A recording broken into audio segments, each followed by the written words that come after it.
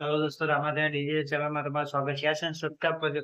આ વિડીયોમાં કંઈક નવું જાણવા માટે આ વિડીયો છેલ્લે સુધી જોજો તો તમને કંઈક નવું જાણવા મળશે.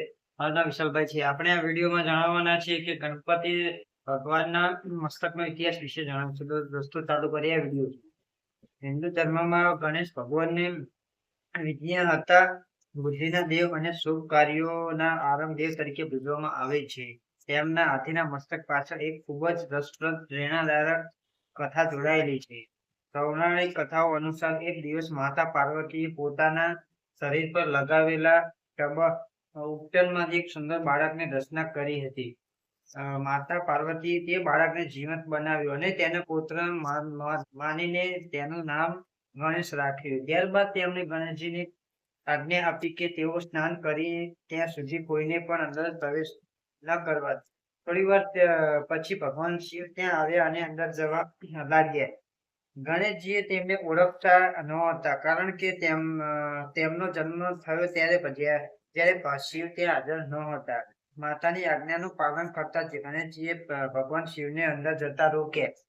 આ વાતથી ભગવાન શિવ ક્રોધિત થયા. બંને વચ્ચે ઉગ્ર સંઘર્ષ થયો અને અંતે ભગવાન શિવે પોતાના ત્રિશૂળથી ગણેશજીનું મસ્તક તરથી અલગ કરી દીધું. અને જે દુઃખી જ્યારે માતા પાર્વતીએ આ ઘટનાની જાણ થઈ ત્યારે ખૂબ જ દુઃખી અને ક્રોધિત બન્યા. સમગ્ર સૃષ્ટિ સંકટ આવવાની ઊભી થઈ હતી. માતા પાર્વતીને શાંત કરવા માટે ભગવાન શિવે ગણેશજીને ફરીથી જીવન કરવાનો નિર્ણય કર્યો.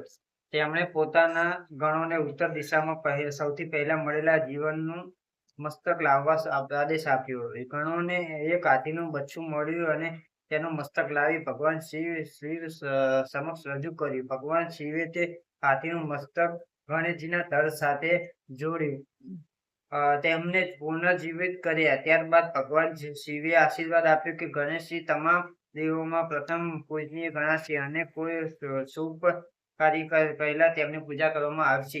આ રીતે ભગવાન ગણેશને હાથીનું મસ્તક પ્રાપ્ત થયું. હાથીના મસ્તક બુદ્ધિ, શક્તિ, ધીરજ અને વિવેકનું પ્રતીક માનવામાં આવે છે. તેથી ગણેશજીને જ્ઞાન અને સફળતા દેવ તરીકે પણ ઓળખવામાં આવે છે.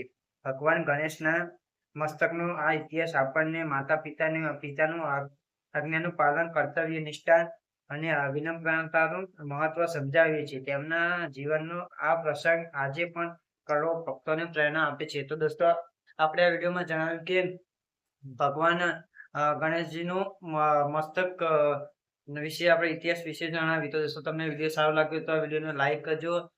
ચેનલમાં પહેલી વાર તો ચેનલ સબસ્ક્રાઇબ કરી દેજો તો તમને દરરોજ નવું કંઈક જાણવા મળશે.